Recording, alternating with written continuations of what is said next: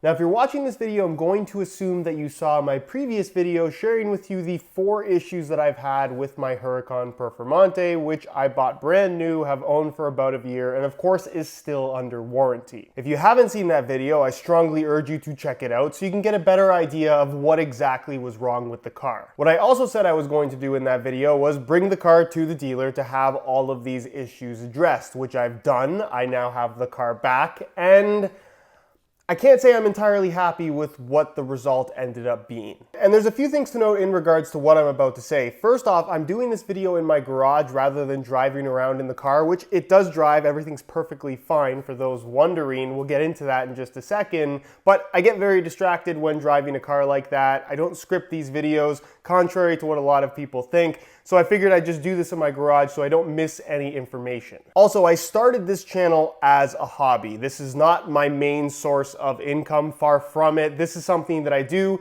in my free time. I've been making videos basically once a week for the last couple of months. I'm really appreciative that you guys enjoy them, but unlike a lot of other, I guess, car YouTubers, if you want to call them that, I don't consider myself that at all. I want to be open and honest with you guys in regards to what the situation is with my experience with all of the cars that I currently own. I don't want this channel to turn into every other day my car is exploding or this extreme situation is happening, when in reality, that's not actually the case. At this point, these are just videos that I make for fun to share with you guys. I'm not being paid to say good or bad things. The only person being paid in this instance is me paying Lamborghini for their very expensive car. Back on topic though, I brought the car to my local Lamborghini dealer to have these problems addressed. And granted, I did not buy my car from this particular dealer. With that said, they treated me extremely well. I was in contact with them every single day that they had the car, and I felt like I was kept pretty well informed in regards to what the ongoing situation was, and I got my car back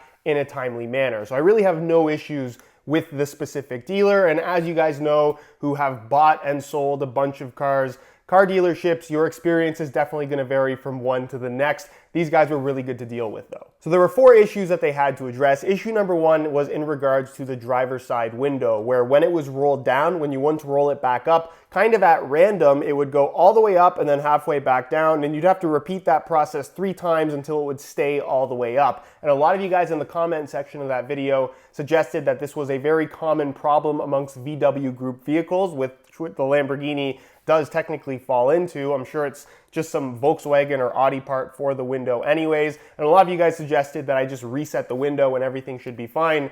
I should have said it in the video, but that had been done multiple times up until that point, so clearly that was not the issue. This time around though, at the dealer, what they ended up doing is basically just changing the seal. I'm going to assume that they thought that maybe it was just grabbing a little bit on the window and that slight bit of resistance was causing it to go back down. Since I got it back, it hasn't been an issue, but we'll see what happens with that. Either way, I'm going to call that problem fixed. Issue number 2 was in regards to the backup camera. Specifically, if I drove the car in the rain, or even sometimes when I washed it, it would disable itself temporarily until, I guess, the moisture went away. It seemed to be a moisture issue. I'm not exactly sure why it does this. It doesn't seem to be a common thing amongst all Huracan Performantes, but mine was having a problem with it. They apparently kind of unplugged everything, plugged it back in, reset whatever they need to reset, and it shouldn't be an issue moving forward. I have washed the car at least once at this point, and it has not disabled itself. I've yet to drive the car in the rain, but I'm sure I'll do that at some point in time.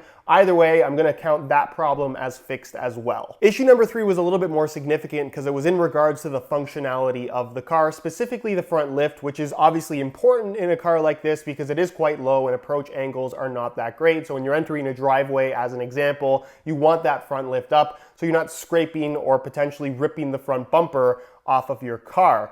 Either way, the front lift did work fine as long as I was the only one in the car. But if I had a passenger next to me, the front lift would go up, and then roughly in and around 10 seconds or so after going up, it would fail and go back down. And then from there, it just wouldn't work until you did a full key cycle. So I wasn't sure if this was some kind of a sensor glitch, if this was some kind of a programming issue, if this was potentially something physically wrong with the front lift system itself. They scanned it in at the dealer, and it did come up as having a fault on the passenger side, which does make sense. And what they ended up doing is just resetting the system, and it seems to work fine now. So as far as I'm aware, it was a fairly minor issue. It just needed to be resolved in the computer of the car, and everything seems to work. Also, in that initial video, I did give you guys a demonstration of how long it takes for the front lift to go up. It's just a slow front lift. There's no issue with it. It wasn't slow because I was having a problem. That's just how fast the front lift is on a Huracan, either the first generation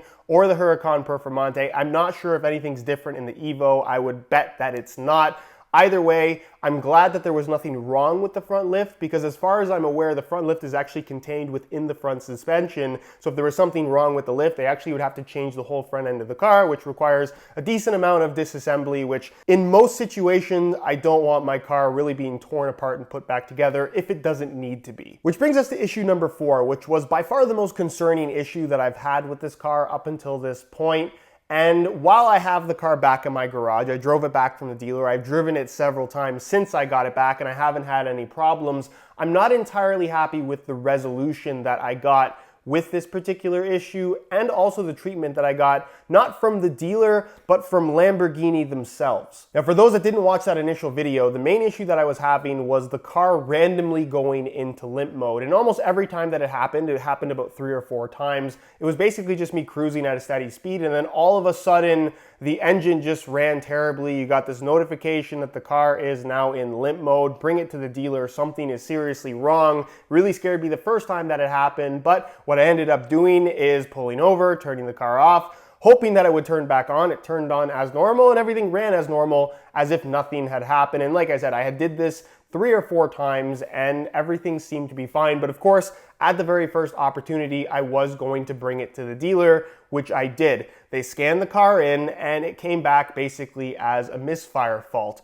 which is kind of what I was expecting. I didn't think that there was going to be anything seriously wrong with the car, but if you have a misfire fault, I'm going to assume that there is something wrong, some kind of part needs to be addressed in order to fix this problem from happening again. So the way that it was explained to me from the dealer is that they scan the car in, and then they send those diagnostics to Lamborghini in Italy, the main headquarters, or whoever's in charge of dealing with these warranty and fixing issues with any of their vehicles. And then from there, Lamborghini tells them what to do. Well, Lamborghini does also want some information about the car aside from the diagnostics information, which includes any kind of modifications. And the only modification that I have on my Huracan Performante, as you guys have seen very recently on this channel, is the Klein Innovation Inconel exhaust system, which is a catback system, pretty much just bolt-on. It's really not an uncommon mod on any kind of car. But Lamborghini took major issue with the fact that my car had an aftermarket exhaust. Now, all I can tell you guys is what the dealer told me, but basically they send these diagnostics to Lamborghini, and Lamborghini on the other end basically told them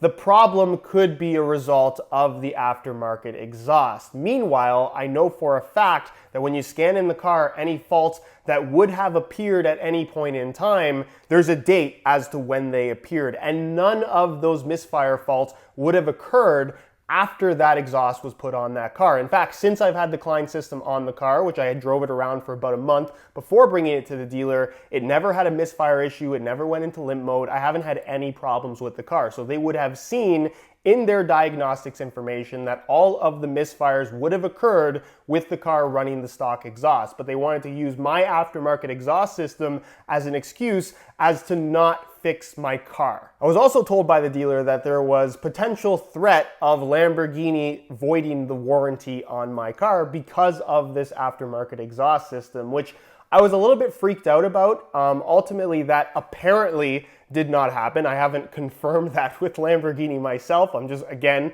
gonna believe what the dealer told me here. I'm not sure if that's entirely true, but it did seem like a very extreme step to take given the fact this is a nearly $400,000 car that I bought brand new from them, and they're threatening to void my warranty over what is seemingly a minor issue. It just seems like a very extreme step, and as much as I'm a fan of the Lamborghini brand and really haven't had too much in the way of negative experiences with them, my initial Huracan, honestly, it was almost flawless. The only small issue I had with that 610-4 was a small $3 hose that basically connects the windshield washer fluid to the actual sprayer thing in the windshield, that cracked. So the windshield washer fluid was kind of flowing out of the reservoir, which was not a big deal. Again, very minor issue. But other than that, the car ran flawless. So my experience with the brand up until this point has been really good. I've been happy with it. And you would expect to be treated properly given how much money these vehicles cost. But I guess ultimately what it came down to is that Lamborghini decided that they're not going to address anything based on the fact that my car currently has an aftermarket exhaust installed and it's also not an active fault. If I brought it there with an active fault, meaning that there was an actual light on the dash that there was something wrong with this car, then they would ultimately escalate things and potentially do some more serious repairs. But given the fact that it's something that goes away with just a simple key cycle, they decided that they're just gonna leave it as is and deal with any problems that potentially happen down the line. Now, because I was a little bit thrown off by this response, it did kind of occur to me that maybe Lamborghini is taking issue with the fact that the exhaust was not installed at a Lamborghini dealer. Maybe they think that the car was disassembled and put back together with this new exhaust system incorrectly, which has led to this issue with the car, which again doesn't make sense given the dates of the diagnostic information, but that's what they're trying to hang on to here. So I asked the dealer straight up because I know that they would have installed that exhaust if I wanted them to do it. And I asked them, if I got it installed here, do you think they'd be giving me the same issue? And they straight up told me, yeah, this is something that as of late, it seems to be something that Lamborghini is really going after, and they're basically using any kind of minor modification as an excuse to cop out of any kind of warranty repairs. Now, is that unfair? I guess that's a matter of opinion, but you would think that a company like Lamborghini, who sells very expensive vehicles and has ultimately a fairly small number of clients that you would hope that you'd want to maintain within the Lamborghini brand and have them come back to buy more vehicles from you, that you would treat those people, me being somebody that has bought 2 brand new Lamborghinis to this point, you think they'd want to keep me as happy as possible and just solve these issues given the circumstances of the situation. But I guess according to them, that was not important. I don't want to say that I'm like so upset that I would never buy another Lamborghini again, but it's the type of treatment that you hear about in regards to a lot of these big companies that you think would treat their customers like gold. These are very expensive cars. Nobody has to buy them. They're ultimately a luxury item, but you would think that the people that do buy these cars, they would treat like gold. And I mean, up until that point, I feel like that has been my experience. I have been treated very well, but this is something that I think is, I don't know, I'm not entirely happy with how it's worked out up until this point. The car is fine, it drives fine. I don't necessarily foresee there being any significant issues with it moving forward. We'll see what happens with that. But once I'm done with this car and it goes in the fall or maybe early next spring, I'm not entirely sure what the plan is yet, I'm gonna be hesitant to look at a Lamborghini, I'll be honest with you guys. And that's pretty much what happened with this situation. I guess technically all 4 issues are resolved with this car. We'll see what happens in the near future if any of them return. I definitely think that the backup camera disabling itself if it gets a little bit too wet is something that could happen again. In the window, I don't have complete confidence in either. But for me, it's that misfire situation that is the most concerning, and the fact that it wasn't addressed at all other than just clearing the faults. Again, it just seems a little bit strange to me. Either way, I kind of left the dealer, talked to a couple salespeople there that I knew, and the one sales guy who knows a guy who knows a guy is apparently going to call somebody at Lamborghini Corporate, and there may be further resolution to this particular situation, because nobody at the dealer really thinks that the treatment that I got from Lamborghini was necessarily the right move from them. But we'll see what happens. Again, if something significant does happen, I will keep you guys updated, but that is pretty much where I'm at with this car right now. So with all that said, I am just going to drive the car, enjoy the car, and we'll see what happens from there. Hopefully you guys enjoyed this video. If you did, be sure to support it with a like. And I don't really like asking you guys to subscribe because, again, this is not something that I'm trying to take overly seriously. But if you guys enjoy the content and want to continue seeing weekly videos on anything car related that I'm in the process of doing, be sure to hit that subscribe button along with the little bell notification so you get notified when the next new video goes live. So let me know your thoughts on the situation down below in the comments. Am I overreacting? Was that the right thing for them to do? I'm curious to hear what your opinions and or experiences have been in regards to dealing with Lamborghini or perhaps other higher end brands, because I'm always curious to hear these stories, because there are, I guess, as many positive experiences as people have had, there are plenty of negative ones as well. And up until this point, I've been pretty lucky. This is just one where while it ended up positive in the end, I just think it could have gone maybe a little bit better than it did. Either way, let me know your thoughts down below. If you aren't following me on social media, all of that's linked down below in the description, mainly just my Instagram. Check that out if you haven't already. And with that said, we'll see you in the next one.